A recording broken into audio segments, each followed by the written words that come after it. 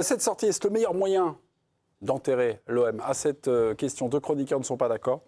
Il y a deux directeurs sportifs, mais vraiment, des directeurs de football qui vont s'opposer. Jingle, on y va. Ouais, pour Thomas Bonavent, ouais, c'est le meilleur moyen d'enterrer l'OM. Non, Étienne Didot, vous serez opposé à Thomas Bonavent. Thomas, vous me faites un petit signe, faites parler Étienne, il a déjà la tête dans le seau. Vous êtes non, on n'est pas comme ça. Thomas, le logique, c'est le meilleur moyen d'enterrer l'OM. Oui, vous commencez, mon cher Thomas, dégainer, on y va. Non, mais de toute façon, j'ai pas attendu la sortie de Mehdi Benatia pour avoir fait une croix sur la saison de l'Olympique de Marseille. Ça fait 2 ans que cette stratégie de taper sur tout le monde ne fonctionne pas. Le résultat, il est là, c'est qu'aujourd'hui, l'OM est dans une crise institutionnelle, dans une crise sportive. Et surtout qu'un discours, le discours, il est implacable. Je suis 100% d'accord avec lui. On dirait un supporter qui parle. Il n'y a pas de souci, je suis d'accord avec tout ce qu'il dit. Sauf qu'aujourd'hui, c'est un directeur du football démissionnaire et que les joueurs, ça fait 2 ans, on leur dit que la porte est ouverte à chaque fois. Et quand le directeur sportif tape sur ses joueurs, qui lui-même va s'en aller à la fin de l'année, le discours, il est plus audible. Étienne Didot, autre directeur sportif sur le plateau. Non, pourquoi? C'est pas un message pour enterrer l'OM. Je ne suis pas forcément un adepte des prises de parole de Benassia, mais on dirait qu'à Marseille, ça fait plusieurs semaines qu'il n'y a plus de capitaine dans le navire. Et si Benassia rentre dans le bus avec les joueurs et qu'il ne dit pas un mot à la presse, on va dire que le bateau coule et qu'il ne se passera plus rien. Donc moi, je pense que c'est le dernier électrochoc qui peut se passer pour le groupe marseillais. Alors, il y a des gens qui disent que le groupe va tourner le dos. Je pense que Benassia, il n'en a rien à cirer de ça. Je pense qu'il faut que le groupe s'énerve, il faut qu'il y ait une révolte. Et c'était peut-être la dernière chance, en fait, voilà, que Benassia fasse ce discours-là. On verra si l'électrochoc fonctionne. C'était le sacrifice de Mehdi Benatia. C'est une lecture d'Étienne Didot que ne partage pas fondamentalement Thomas Bonavent, d'où le duel président. Non, c'est bon, non. Bonavent, c'est Bonavent. Président de Gore, à vous de trancher. Je ne partage pas trop non plus le point de vue d'Étienne Didot, qui était déjà pas très bon président, mais alors qu'on enlevait le peuple. Bon, on va lui laisser une chance de se rattraper. Il reste un peu d'émission. Non, mais je suis plutôt d'accord avec ce que dit Thomas. Pour avoir écouté attentivement ce qu'a dit Étienne, il dit ouais, si Benassia passe et qu'il ne parle pas, tout le monde va lui tomber dessus. Bon. Non, pas lui tomber dessus. Ça veut dire que le bateau coule sans rien se passer. Non, mais il peut déjà parler un peu plus tard, si c'est pas ce qu'il va dire. Et s'il parle, il peut tenir un autre discours que celui qu'il sert régulièrement depuis 2 ans. Comme tu l'as dit, c'est souvent ça. Il tape dessus. Donc, il ne fait que continuer d'enterrer l'OM. C'est pour ça que je suis plutôt d'accord avec Thomas là-dessus. Et surtout, moi, je note aussi une contradiction dans ce que, on va sûrement y revenir, dans ce que dit Benassia, c'est qu'il reproche à ses joueurs de ne pas retourner la table, de ne pas faire tomber les vestiaires. Mais quand il y a un joueur qui s'énerve, comme Adrien Rabiot, il est le premier à le dégager du club. Non, mais ça, on peut y revenir. C'est tout. Mais la faire tomber des bouteilles ou enclencher un coéquipier, je pense qu'il y a quand même des degrés de... Tu peux aussi le protéger. Oui, c'est un mec qui a du caractère. La question qui est posée, ce discours-là, cette réaction, est-ce que c'est ça qui va faire couler l'OM? Non, mais Étienne, aujourd'hui, la réalité... Pas du tout, parce qu'il l'a fait. J'ai lu quelque part, il a fait 3 ou 4 interventions comme ça. Mais Étienne... Et suite à ces interventions-là, aujourd'hui, il y a eu 2 ou 3 victoires. Non, pas tout le temps. C'est arrivé une fois. Une fois. Après Bruges. Après Bruges, ça n'a pas été extraordinaire. Sur la durée, il y a eu une réaction. Il reste 4 matchs. Le contexte a changé. Il est démonétisé. Les joueurs savent qu'il n'est plus le directeur du football. Les joueurs sont plus à Marseille. Il n'y a plus de président, il n'y a plus de directeur sportif, il n'y a plus d'entraîneur. Si tu dis rien quand le bateau coule, à ce moment-là, c'est la catastrophe. Il faut tenter quelque chose. D'accord, mais qui parle? Parle un homme qui va partir dans 1 mois. Moi, je suis joueur de l'Olympique de Marseille, je suis salarié de l'Olympique de Marseille. Tu crois que je vais aller me ranger derrière? Et tu vas être encore plus mauvais que ce que tu as été pour ce discours. Il n'y a rien à carrer. Aujourd'hui, la réalité. Mon chef, c'est plus mon chef. Et donc tu dégages. Mais là, il n'y a plus aucun. Si je suis basique. C'est comme ça qu'on réagit. Il n'y a plus aucune réaction alors. Juste, pardon, mais souvent on dit les coups de gueule. Bon, faut pas en pousser trop dans la saison, parce que finalement, en général, Mehdi Benatia, dès qu'il arrive, il y a une catastrophe intersidérale, en tout cas une humiliation, une déception, il pousse des petits coups de gueule. Et combien il faut de coups de gueule au maximum dans une saison pour que ça fonctionne, en fait, pour que ce soit opérant? Par exemple, je te laisse après, mais tout dépend en fait de... Il parlait pas, hein. Si, il a essayé 3 fois. Tout dépend du club, tout dépend des personnes qui sont en place. Si tu as un président qui est calme, un directeur sportif qui est calme, s'il gueule une fois, ça va marcher. Ouais. À Marseille, tout le monde gueule. Ouais. Tout le monde gueule. Donc là, c'est pas ce discours-là qui va faire que les joueurs vont piquer du nez. Ils ont déjà piqué du nez. Mais je sais pas si vous avez vu vraiment ce match à Lorient. Si. Ah oui, si. J'ai eu la chance de le voir. Malheureusement, on l'a vu. J'ai eu la chance de le voir.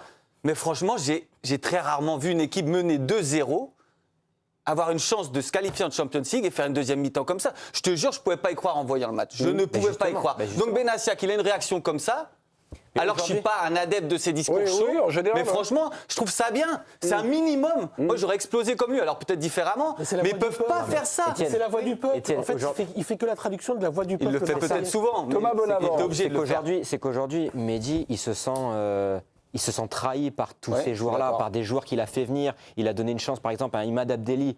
Il a donné 4 ans à Imad Abdelli. C'est un cadeau. On peut s'interroger quand même sur ses choix. On peut aussi s'interroger sur ses choix. Ça, je le mets de côté. C'est qu'en fait, il a fait venir des joueurs et il a essayé d'enclencher une dynamique, surtout sur l'état d'esprit. Le plus gros échec de Mehdi Benatia, ça peut être les coachs, ça peut être les choix de joueurs. Ça, on peut faire une émission entière sur lui. Le véritable échec aujourd'hui, on est le 20 avril, c'est que l'équipe ne lui ressemble pas. C'est que quand il arrive, il donne une interview, il dit, quand il y a l'épisode Marcelino, etc., moi, ce que j'ai vu contre l'Atalanta, la demi-finale retour là-bas où ils perdent 3-0, je veux plus voir ça.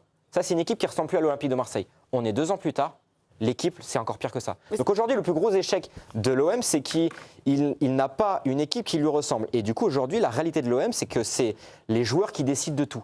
C'est que les joueurs vont être la conséquence de tout ce qui se passe en coulisses, mais s'ils s'en sortent, ça sera grâce aux joueurs. S'ils plongent, ça sera à cause des joueurs. Ils décident de tout. Donc aujourd'hui, de venir et de mettre des clous partout et d'enfoncer les joueurs sur un discours, le vestiaire, il n'écoute plus Mehdi Benatia. À partir du moment où c'est un directeur sportif qui va partir, qui a dit pendant 2 ans que les portes sont ouvertes de partout, moi je suis d'accord à 100% ils écoutent qui, les joueurs alors? Ils écoutent qui à l'OM? Par contre, moi, dans la séquence, la déclaration que j'aime beaucoup, c'est celle d'Habib Beye.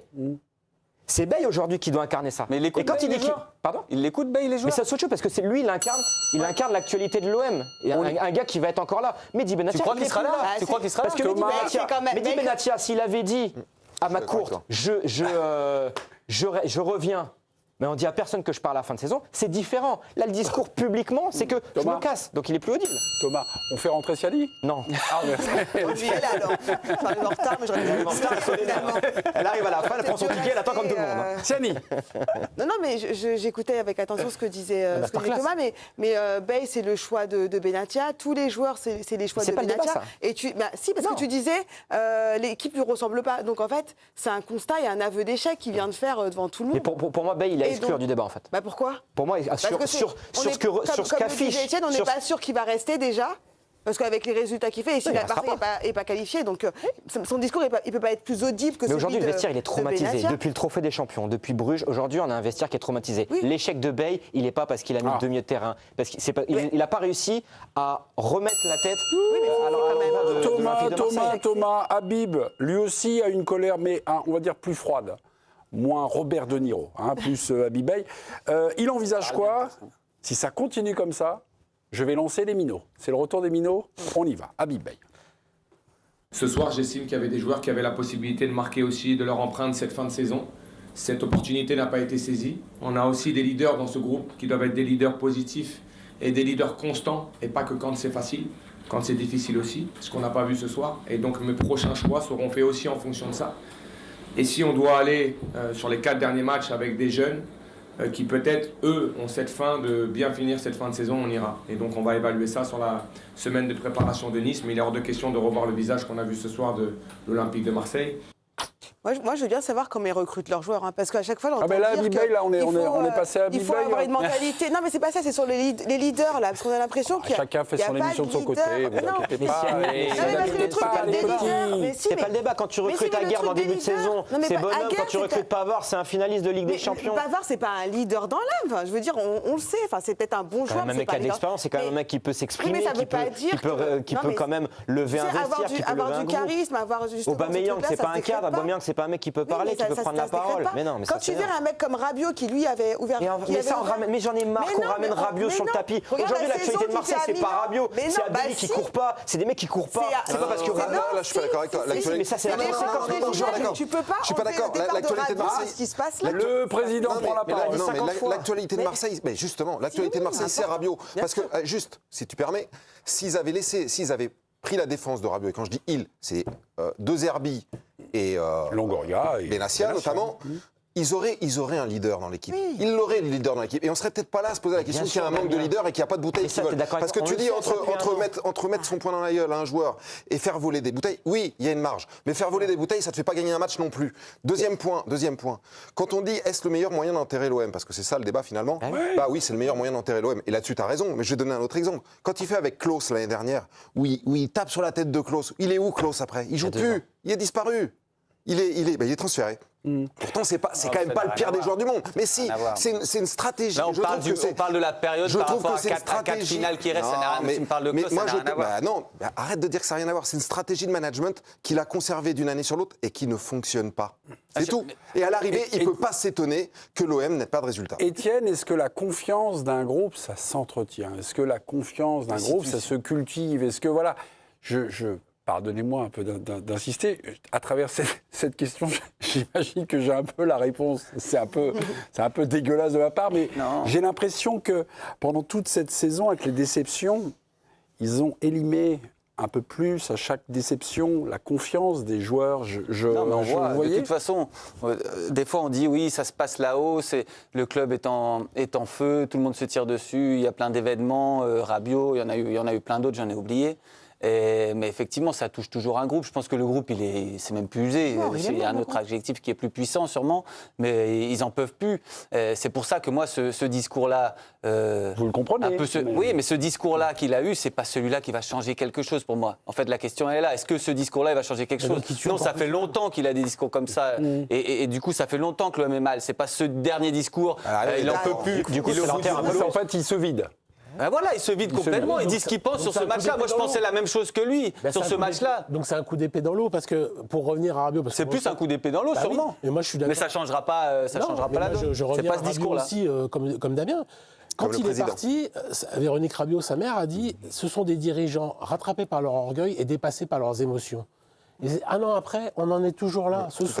Longoria, il n'est plus là. Mehdi Benassia, il est bientôt plus là. De Zerbi, il est à Tottenham. Mais ces trois-là ont été des gens rattrapés par leur orgueil toute la saison et dépassés par leurs émotions toute la saison. Et dernière illustration, tu dis, il parle comme un supporter. C'est exactement ça. Ce sont les émotions d'un pur amoureux de l'OM, mais ce n'est ni le discours d'un directeur du football, ni le discours d'un directeur du football encore en place. Parce que s'il était sûr de rester encore un an, il n'aurait pas fait ce discours-là.